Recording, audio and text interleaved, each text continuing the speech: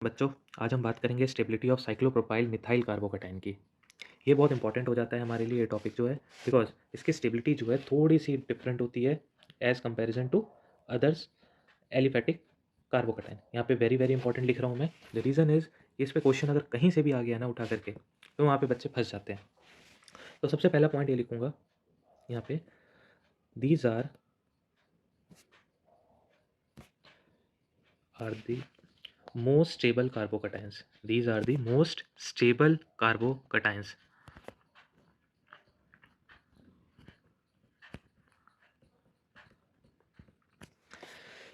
अब मैं इसके स्टेबिलिटी की बात ऐसे क्यों बोला मैंने, मोस्ट स्टेबल क्यों बोला? Yes, exactly, they are more stable than some of not every aromatic carbocation. या आप एरोमेटिक कार्बोकैटायन ले लो या फिनाइल कार्बोकैटायन ले लो, ठीक है? फिनाइल मिथाइल कार्बोकैटायन, जहाँ पे हमारा फिनाइल ग्रुप अटैच हो। अब हमें पता है कि वहाँ पे रेजोनेंस होता है, तो हम यहाँ पे बात करते हैं। सबसे पहले इसको हम समझ लेते हैं कि यहाँ पे क्या हो रहा है हमारा, ओके? अगर हम इसकी बात करें तो हमारा ये जो कुछ स्ट्रक्चर होता है, ये ऐसा हमें कुछ स्ट्रक्चर देखने को मिलता है।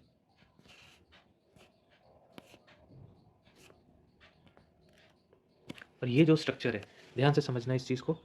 यहाँ पे जो हमारी बॉन्डिंग होती है, यहाँ पे जो हमारी बॉन्डिंग होती है, 2 CH बॉन्ड होते हैं यहाँ पे। पूरे अच्छे से लिख देते हैं, फिर ज़्यादा समझ आएगा। CH2 CH2 CH2, ठीक है? अब हमारे यहाँ पे क्या होता है, PP ओवरलैपिंग। क्या होता है हमारे यहाँ पे? P और P, कार्बन कार्बन के बीच में PP ओवरलैप होता है।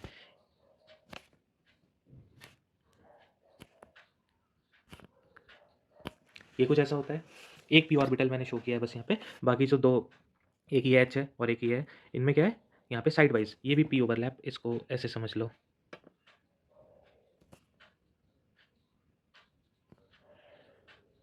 और एक एक p ऑर्बिटल और है और एक s ऑर्बिटल है। अगर हम कार्बन की बात करते हैं, क्या होता है इसका, 2s1 2p3।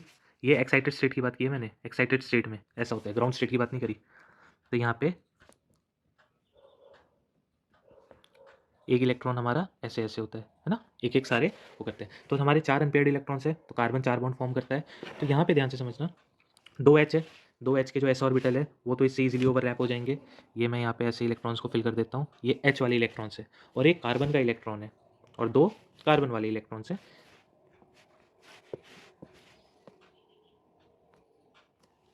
जो ग्रीन से मैंने रिप्रेजेंट किया है वो हाइड्रोजन एटम्स है। यहाँ पे sp ओवरलैपिंग, और यहाँ पे क्या है, pp ओवरलैप हो रहा है, pp ओवरहेड ओवरलैपिंग हो रही है, ठीक है? pp overhead overlapping. और इस pp ओवरलैपिंग की वजह से हमारे यहाँ पे दो साइड से pp ओवरलैप हो रहा है।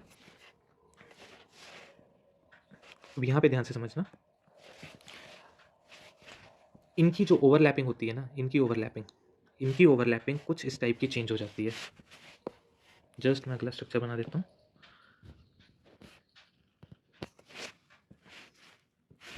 अब इनकी ओवरलैपिंग कुछ इस तरीके से हो जाती है ड्यू टू एंगल स्ट्रेन। समझ आया?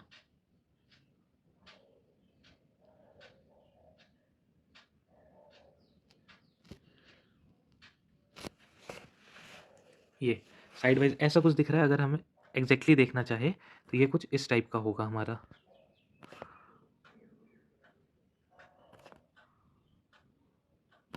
ये कुछ इस टाइप का हमें दिख रहा है, और इसको हम एक और चीज़ बोलते हैं, और उसका नाम है डेट इज बनाना बॉन्डिंग। उसको हम क्या बोलते हैं? बनाना बॉन्डिंग, ठीक है? तो यहाँ पे जो बनाना बॉन्डिंग होता है, इसको हम बनाना बॉन्डिंग बोल देंगे, और इसकी वजह से ये क्या बढ़ जाता है हमारा, एंगल स्ट्रेन। इस बनाना बॉन्डिंग की वजह से जो हमारा सबसे एक जो इंपॉर्टेंट वो बन जाता है वो क्या है, एंगल स्ट्रेन बढ़ जाता है हमारा। और इस पॉइंट को याद रखना है, एंगल स्ट्रेन इंक्रीजेस। इस एंगल स्ट्रेन के बढ़ने की वजह से हमारा जो ये ओवरलैपिंग हो रहा है ये स्टेबल नहीं होता। ये जो ओवरलैपिंग है वो हमारा स्टेबल नहीं होता है। तो अब जब भी हमारा कार्बोकैटायन बनता है, तो कार्बोकैटायन जब बनेगा तो क्या हो रहा है, हमारा एक इलेक्ट्रॉन निकल रहा है ना बाहर, एक इलेक्ट्रॉन क्या हो रहा है हमारा, बाहर हो रहा है, ठीक है? तो अब यहाँ से ध्यान से देखो, अब ये जो मैंने जो ऊपर यहाँ पे ये बनाया था, ये इस पॉइंट पे, अब यहाँ से अगर मैं एक इलेक्ट्रॉन को अगर रिमूव कर रहा हूँ, वो कौन सा इलेक्ट्रॉन होगा? इसको अगर मैं नाम दे दूँ 2px 2py 2pz, किसी में से भी एक इलेक्ट्रॉन को हम निकाल लेते हैं। तो मैंने मान लो इस वाले इलेक्ट्रॉन को रिमूव कर दिया। कार्बोकैटायन जब भी बनता है हमारा, कार्बोकैटायन फॉर्म कैसे होता है, अगर मान लो ये है हमारा बॉन्ड बना हुआ है, ठीक है, ये 2 इलेक्ट्रॉन शेयर हो रहे हैं। एक मिनट, कार्बन हमारे ये 2 इलेक्ट्रॉन्स शेयर हो रहे हैं, H मान लेते हैं हम, ठीक है, हाइड्रोजन का ही एटम मान लेते हैं। सॉरी, हाइड्रोजन एटम नहीं ले सकते, कोई भी ब्रोमीन ले लिया मान लो, ठीक है, ये ब्रोमीन ले लिया। अब ये जो ब्रोमीन है, ब्रोमीन ज़्यादा इलेक्ट्रोनेगेटिव है। अब ब्रोमीन जब ज़्यादा इलेक्ट्रोनेगेटिव होगा तो वो क्या करेगा, ये दोनों इलेक्ट्रॉन्स को अपनी तरफ अट्रैक्ट करेगा और ये दोनों इलेक्ट्रॉन्स ब्रोमीन की तरफ चले जाएंगे, ठीक है ना। तो यहाँ पे देखो ये जो दोनों इलेक्ट्रॉन्स है, जब ये दोनों इलेक्ट्रॉन्स ब्रोमीन ले रहा है तो यहाँ पे ये दोनों इलेक्ट्रॉन्स चले जाएंगे ना, ये पूरा का पूरा, ये दोनों इलेक्ट्रॉन्स एग्जैक्टली ये दोनों इलेक्ट्रॉन्स बाहर हो जाएंगे, आउट हो जाएंगे। तो हमारा यहाँ पे जो नया जो ऑर्बिटल फॉर्म हो रहा है, वो नया ऑर्बिटल क्या फॉर्म हो रहा है,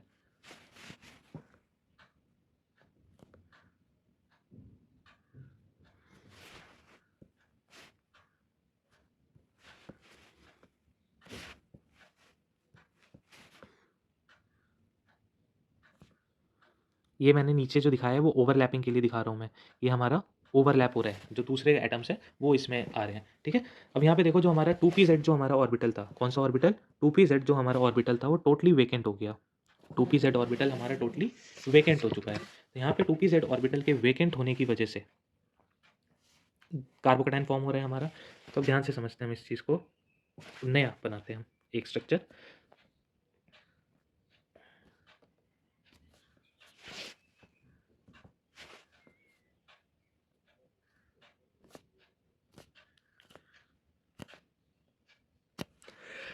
अब यहाँ पे जो हमारा पॉजिटिव चार्ज फॉर्म हुआ है, वो पॉजिटिव चार्ज क्यों फॉर्म हुआ है, क्योंकि हमारा एक जो 2pz का ऑर्बिटल था वो खाली हो गया, एक जो हमारा 2pz का ऑर्बिटल था वो खाली हो गया है। तो अब जो हमारा नया ऑर्बिटल फॉर्म होगा, सॉरी, ये जो हमारा ऑर्बिटल है, ये जो मैं दिखा रहा हूँ p ऑर्बिटल, इसको मैं 2pz ऑर्बिटल बोल देता हूँ, जिससे तुम्हें यहाँ से ये समझ आए, ओके, इस पॉइंट पे तुम्हें समझ आए कि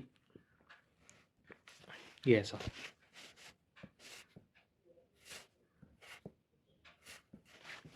ये 2pz ऑर्बिटल, ये देखो ये वेकेंट ऑर्बिटल है, ठीक है। और यहाँ पे हमारा पहले से क्या हो रहा था, कौन सा बॉन्ड फॉर्म हो रहा था,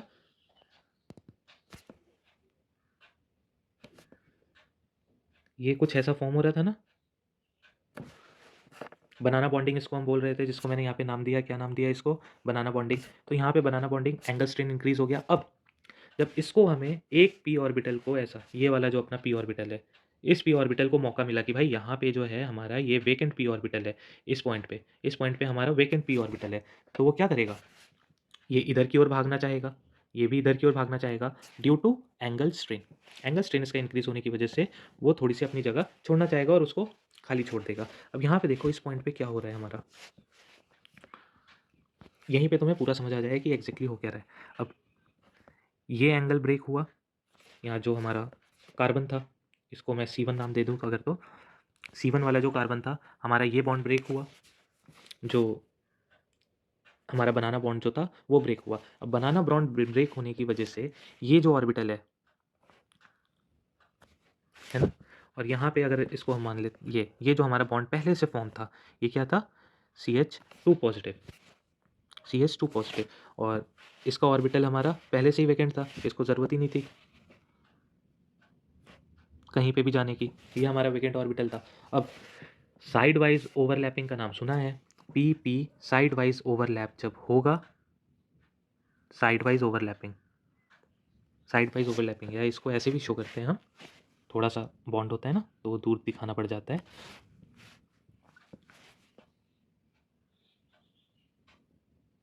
ये हमारा यहाँ पे साइड वाइज ओवरलैप हो गया। ये इसका 2pz ऑर्बिटल और इसका जो 2pz इसका भी होगा, क्योंकि मान लो यहाँ से p ऑर्बिटल एक खाली हुआ है और इसका p ऑर्बिटल इसका खाली हो जाएगा, फिर जो भाई हमारा जो ये C2 था, इसको मैं नाम दे देता हूँ C2 और ये C3, ठीक है। तो हमारा जो C2 वाला जो p ऑर्बिटल था वो भी क्या हो गया हमारा, वैकेंट हो गया ना, वो भी वैकेंट हो गया।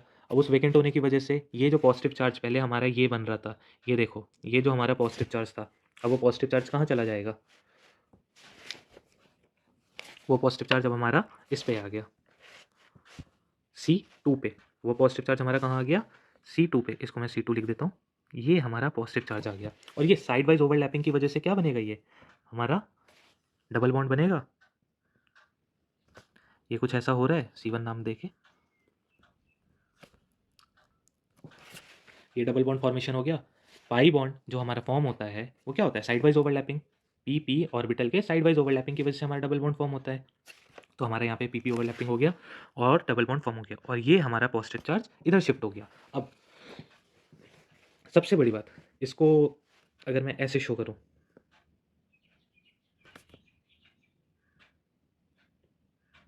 सिंपल जो स्टेज है, तो ये भाई हमारा ऐसे रहता है, मतलब इस स्टेट से इस स्टेट में, इस स्टेट से इस स्टेट में। सो हमारा ये क्या बोलते हैं हम इसको, it stage in conjugation, it stage in conjugation.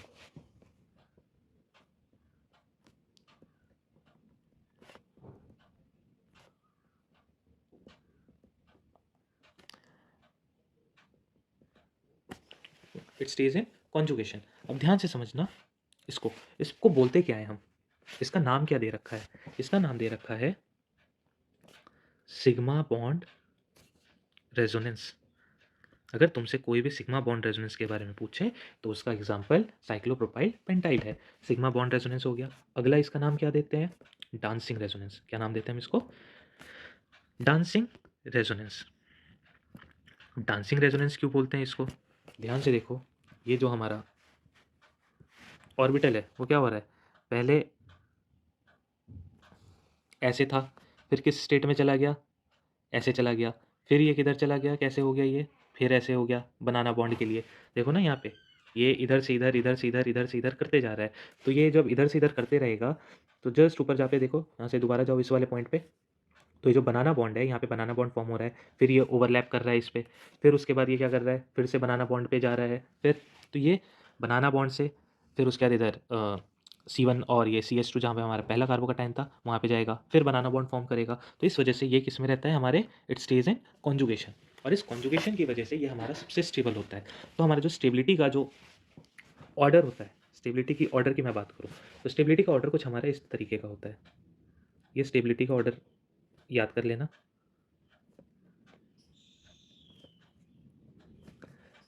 Most stable then,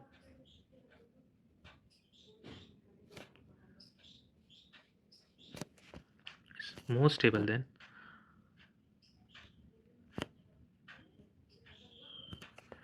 ये अराउंड अराउंड जो हमारा होता है स्टेबिलिटी इसका सेम होता है as comparison to aromatic carbocation. ध्यान से समझना मैंने क्या बोला है, अराउंड अराउंड इक्वल होता है in comparison to aromatic carbocation. ठीक है,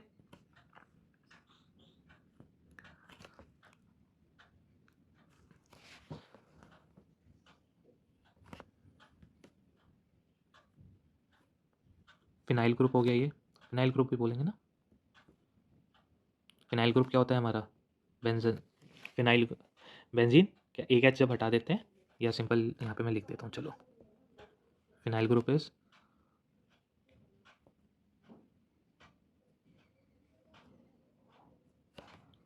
और ये खाली जगह है, फिर उसके बाद वही आ जाता है सेकेंडरी फिनाइल। ठीक है, फिर स्टेबिलिटी का ऑर्डर इसके अकॉर्डिंग हम आगे करते रहते हैं। ठीक है, चलो थैंक यू सो मच।